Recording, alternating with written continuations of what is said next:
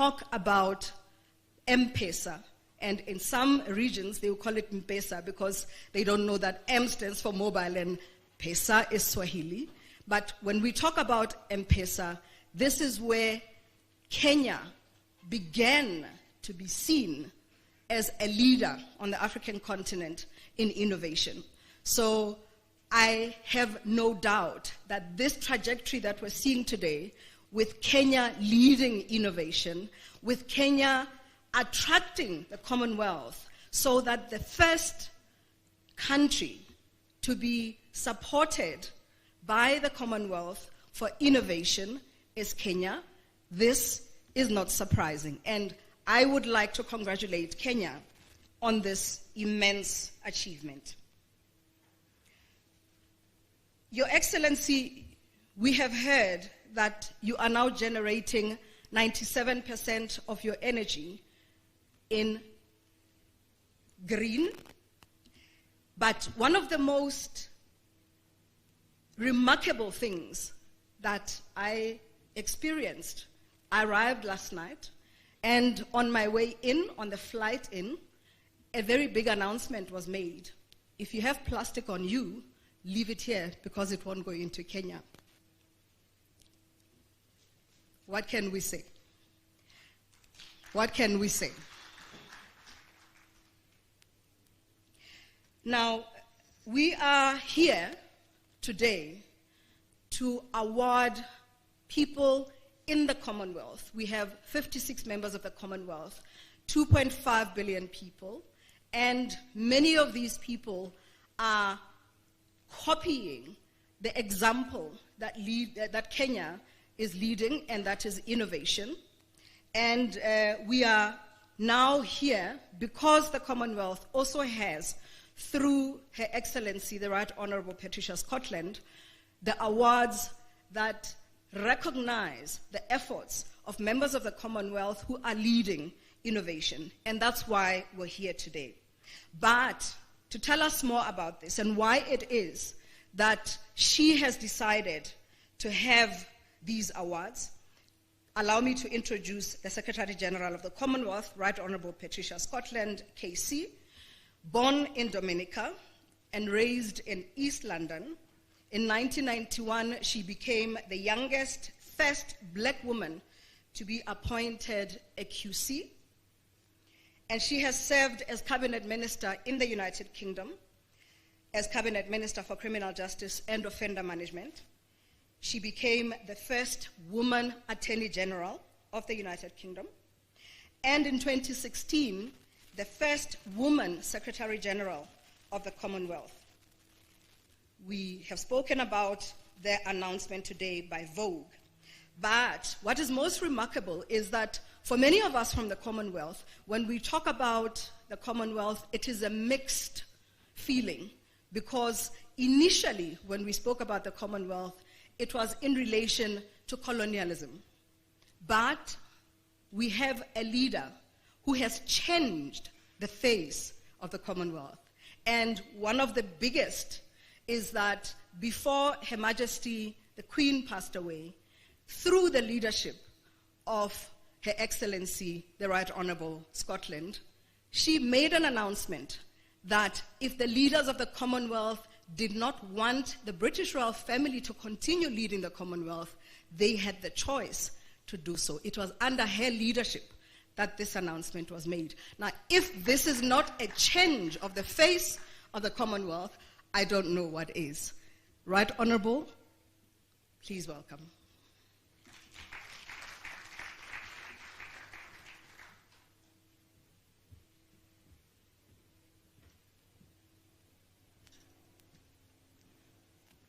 Your Excellency, President Ruto, can I just say I've just demonstrated innovation because I only have one heel, but I can still walk. Distinguished guests, colleagues and friends from Kenya and right across our Commonwealth, Karibu and Sante Sana. I am really delighted that you are all here with us for the third edition of my Innovation for Sustainable Development Awards. And Your Excellency, Mr. President Ruto, may I say how honored we are to have you with us. We know your time is precious, but we are going to steal you just for a little while. Because to host this ceremony as part of the official opening of Kenya Innovation Week is a fitting recognition of the incredible work that we are celebrating. And it's perhaps no coincidence that this third edition of the Secretary General's Awards is taking place during the third Kenya Innovation Week, because it is clear evidence that when we recognize, support, and celebrate the brilliant people who find the imaginative solutions we need, we not only catalyze the creation of new wealth through scalable startups and enterprise, but we also inspire the next cohort of innovators. Each and every person who has been considered for an award can be as proud of themselves as I am of each of you. And each of our winners can be specifically and specially proud because their award did not come easily. Indeed, Mr. President, it is fair to say that applicants go through a process almost as extensive and robust as we did to get the jobs we now have. An independent jury makes a transparent and fair assessment of thousands of brilliant innovations from across all of the Commonwealth, and they select 30 finalists according to the pillars of the 2030 Agenda for Sustainable Development. That's people, planet, prosperity, peace, and partnership. And another jury then identifies the 15 winners, taking into consideration the regional and gender balance across the cohort to reflect the true diversity of the Commonwealth family. And I've been closely following the process of selection and assessment which the panel of more than 70 judges from across the Commonwealth has undertaken. And in doing so, I have been relishing the prospect of meeting the winners here in Nairobi to recognize and celebrate them in front of all of you. And I am informed that this year, the number of quality applications we received, especially from Kenya and within Kenya, made the judge's job extremely difficult. In fact, some said it was almost impossible. And the inventive minds and the innovative approaches devised by all of our applicants' nominees help to transform the lives of people in their countries. And a key outcome from this award ceremony today will be to translate these forward-looking solutions into replicable initiatives which can serve all the people of our Commonwealth. And we must not forget the ways in which creativity and entrepreneurial talent lifted our spirits during the challenging times of COVID-19. And we must not forget that it is small steps, as well as big ideas, which enable those most in need to move from poverty to prosperity, from illness to wholeness.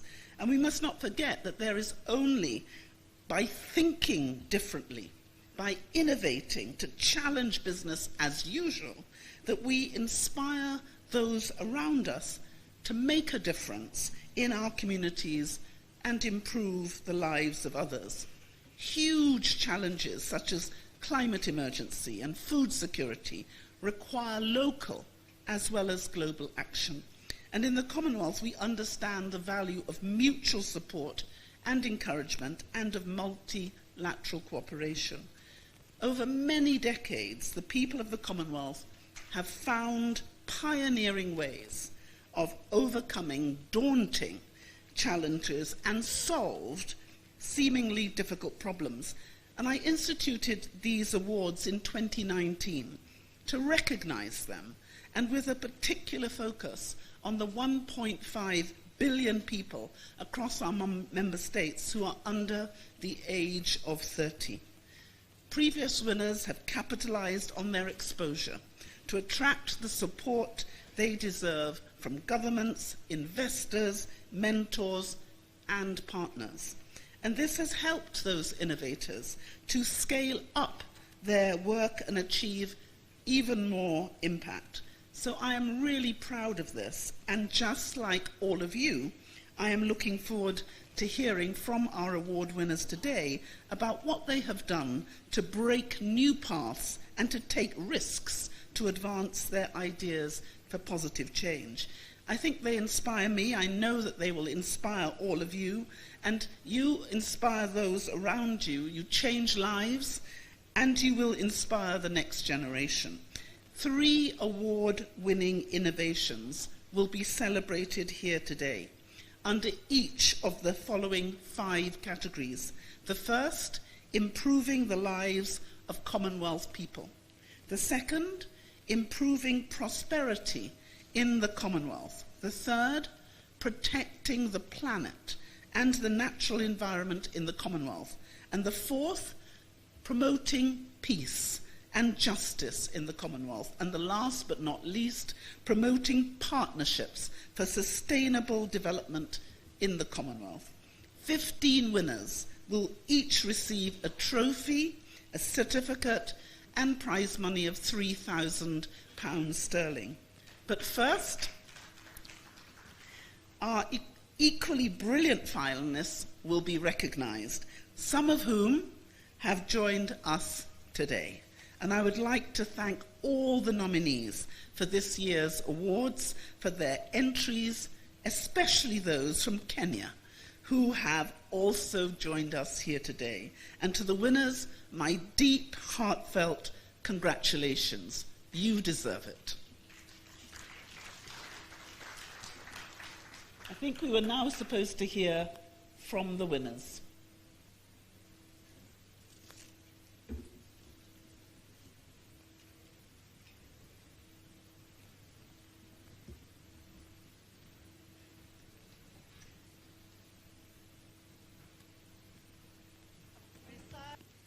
We, as the Right Honourable has said, have 5 categories, and in these categories each has several winners, and they come from the various regions of the Commonwealth. And please allow me now to humbly invite the Right Honourable Secretary General and His Excellency the President to hand out the awards.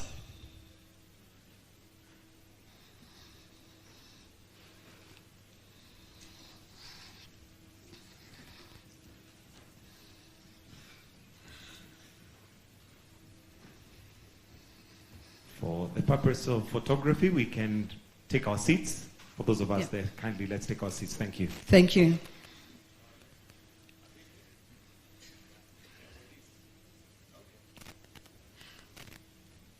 Okay, so the first award is for innovation, and this is the category Improve the Well-Being of the Commonwealth People.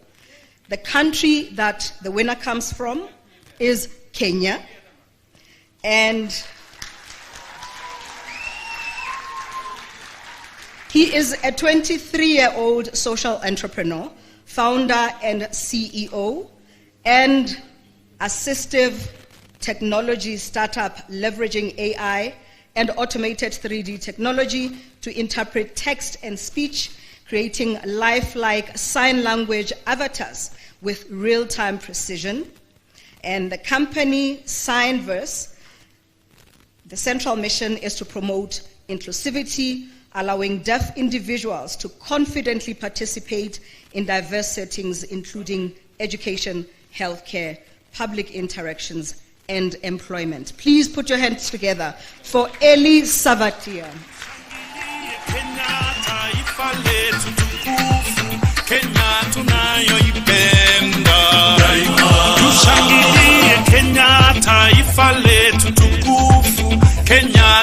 tunayoipenda, Kenya yetu tunayoipenda, twajivunia sana tukijiita wa Kenya, nchi yenye baraka.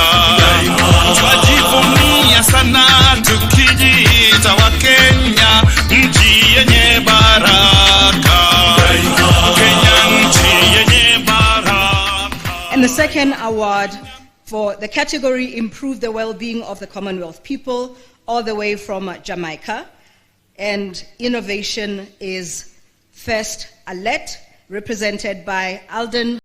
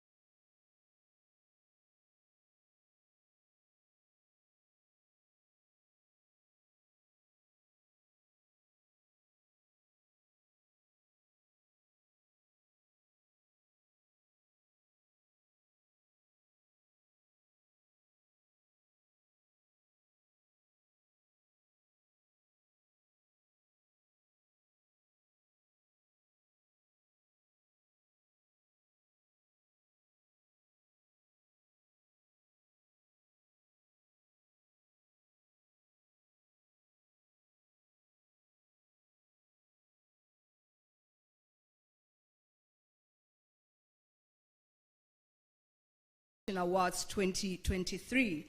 And as you can see, some of these innovations speak to the challenges that we face, including very, very high youth unemployment in our regions, particularly in Africa. Kenya says its youth unemployment sits at 67%. I'm going to welcome now Michael Gitonga. He's the Secretary of State Functions, and he will assist me with this protocol at the end. Michael?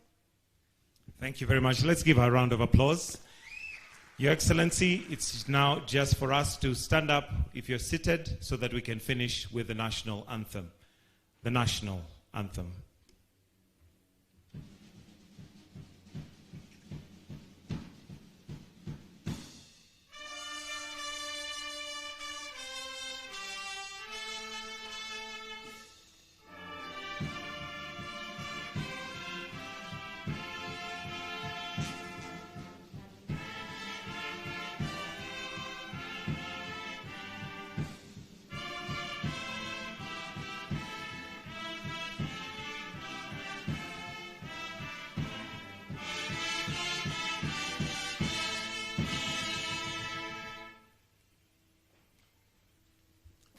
Let us remain where we are as we allow His Excellency to now take leave. God bless. Have a good afternoon.